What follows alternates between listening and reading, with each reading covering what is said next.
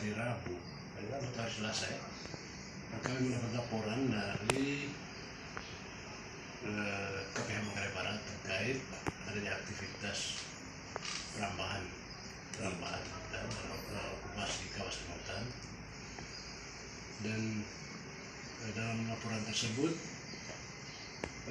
mereka menyebutkan 2 nama sebagai terlapor. Nah, berdasarkan itu, saya lupa bahwa di dalam laporan tersebut juga ada saksi-saksi. Nah, terkait itu kami sudah tindak lanjuti dengan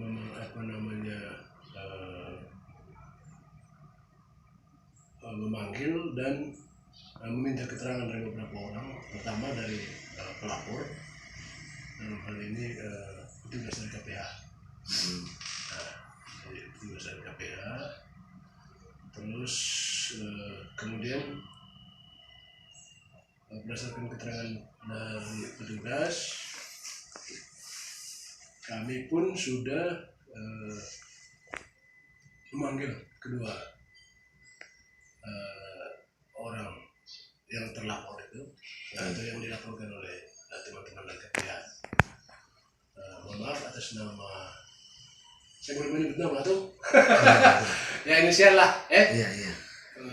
MG ya, MN sama S lah. Jadi terhadap kedua terlapor ini kami sudah ambil keterangan. Saya bekerja mulai hari Kamis sampai kemarin mengambil keterangan terhadap dua orang ini. Terus kemudian nanti kami akan mungkin juga memanggil beberapa saksi yang juga ada dalam laporannya teman-teman KPH. Rencana hari ini kami kirim surat undangan untuk meminta klarifikasi, yang kebetulan mungkin pada saat kejadian juga turut hadir atau ada bersama-sama dengan teman-teman KPH waktu itu. Di antaranya mungkin ada Pak Kepala Desa Ngurang, ada Pak Ahmad mungkin, dan rencana hari ini kami sudah buatkan surat panggilan dan akan kami kirim hari ini. Terkait peran masing-masing kami sudah kantongi perannya dari dua orang ini, terus kemudian mengarah ke siapa kami sudah kantongi juga. Seperti itu mungkin sementara. Jadi untuk lengkapnya nanti mungkin nanti ya. Tapi sejauh ini sejauh identifikasi pengambilan data, penyelidikan di Gakum gitu, kira-kira apa dasar mereka kemudian mengokupasi lahan milik negara ini yang dalam kawasan hutan. Kalau dari keterangan dua orang ini memang motifnya karena mereka ingin memiliki lahan, karena memang ada orang yang menawarkan lahan tersebut dengan harga yang sangat murah, sehingga mereka ini tergiur, apalagi katanya orang yang datang ini menurut mereka dia mengaku sebagai orang yang dituakan, kemudian mengaku bahwa dia punya hak untuk membagi lahan tersebut. Jadi mengenai keterkaitan antara si orang yang mengiming-imingi ini dengan satu organisasi tertentu belum ada disebutkan oleh dua orang ini. Karena itu nanti mungkin kami akan memanggil juga yang disebutkan oleh kedua teman kita yang terlapor ini. Berarti pihak Gakum kemudian selain mengambil keterangan dari dua orang ini juga yang nanti kan mereka mengarahnya kemana? siapa yang disebut oleh kedua teman kita ini ya kita akan panggil. Tapi kan pintu masuknya melalui mereka ini. Tapi identifikasi dari kakak ini sejauh keterangan mereka, apakah mereka ini ada terkait juga dengan SPI yang disebut-sebut juga terlibat kuat dalam okupasi lahan di atas sejak tahun 2001 itu? Ya sebenarnya ini bukan kasus baru juga sebenarnya. Ya. Dan kasus ini sebenarnya kami sudah tangani sejak tahun 2021 kalau saya tidak salah. Ya. Dan memang ada indikasi kuat, ada keterlibatan dari oknum yang mengaku yang mengaku sebagai pimpinan suatu organisasi yang ya kalau saya boleh sebut ya SPI. Nah seperti itu. Terus kemudian terkait kasus yang terakhir memang kedua orang yang kami kemarin sudah ambil keterangannya mereka sama sekali tidak tahu. Maksudnya mereka tidak menyebutkan bahwa mereka yang menawarkan mereka ini dari SPI, tapi mereka mengarah ke pribadi tertentu. Nah, ke pribadi tertentu ya kita tidak tahu apakah nanti ketika seseorang yang menawarkan ini terkait juga dengan organisasi itu kita juga nanti kita belum punya kesimpulan sampai di sana karena memang kita belum mengambil keterangan terhadap orang ini. Kalau keterangan mereka kan dua orang ini, keterangan abal mungkin sebagai pintu masuk ini, kira-kira sudah berapa orang yang kemudian selain mereka berdua yang sudah menyetor sejumlah uang untuk mendapatkan lahan itu, kira-kira berapa orang yang diketahui? Kalau terkait itu mereka juga tidak tahu. Mereka hanya tahunya bahwa mereka dua terus kemudian ada 7 orang lagi yang termasuk anak-anaknya, maksudnya yang menerima lahan dari si oknum yang menawarkan ini.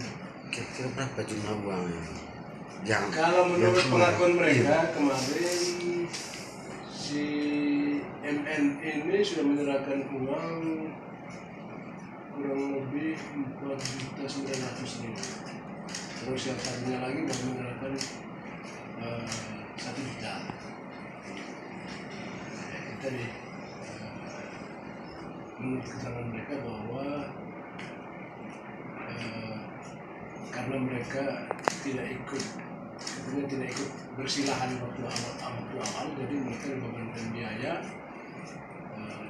5 juta dan menyerahkan fotokopi KTP kepada ke oknum ini.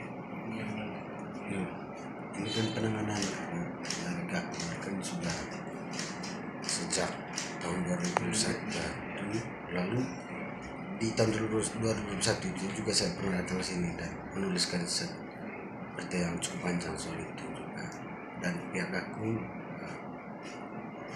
waktu itu berjanji akan menyelesaikan persoalan ini, dan ini sudah berjalan cukup lama.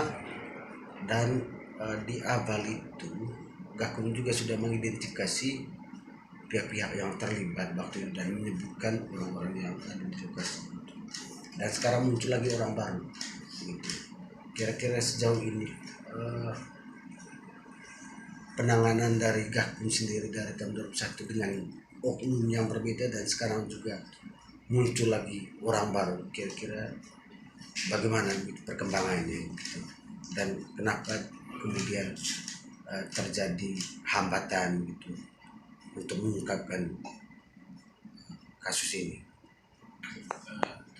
Terkait ya hambatan kami sebenarnya sampai sekarang kita masih kalau bilang kekurangan alat bukti terkait karena ada pengakuan mereka bahwa mereka menyerahkan KTP. Terus kemudian saksi-saksi yang kita sudah periksa beberapa dari beberapa saksi yang kita sudah periksa itu ternyata mereka menyerahkan uang itu tidak ada sama sekali bukti tanda terima, sehingga kesimpulan kami memang ini masih belum cukup bukti. Kalau apa namanya yang terkait tadi dia bilang muncul lagi orang baru, sebenarnya bukan, sebenarnya itu orang-orang lama. Pemain otaknya memang orang-orang yang lama, yang pemain lama itu, cuman yang kalau kita memposisikan dua orang ini sebagai korban, ya mereka korban baru. Kalau seandainya kita memposisikan mereka sebagai korban, tapi juga bahwa kedua orang ini juga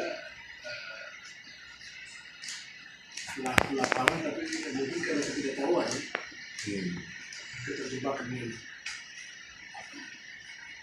Itu tadi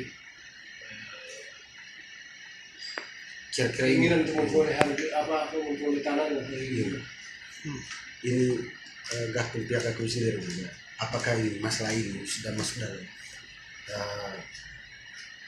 masalah yang kasus yang menjadi prioritas Gakum atau memang bukan, sehingga ini tarik ulur untuk menyelesaikan masalah ini sangat-sangat semua apa namanya ya, bukan soal prioritas atau tidak, itu kan tadi karena ini kasusnya cukup pelik.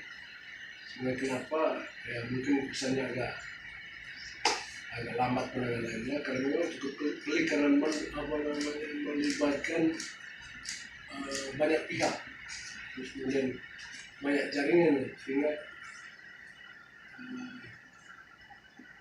kesannya lamban penanganan. Tapi memang ya itu tadi seperti di awal saya bilang bahwa kami juga sumber daya kami kurang, terutama sumber daya manusia. Terus kemudian kasus-kasus yang kami tangani pun banyak. Nah, begitu banyak masuk laporan, terus ada lagi laporan lain lagi, sehingga ya itu kita harus bukan soal prioritas dan tidak prioritas. Ada kasus yang ringan, mungkin itu kita bisa dahulukan, ada yang pelik, ada yang sedang.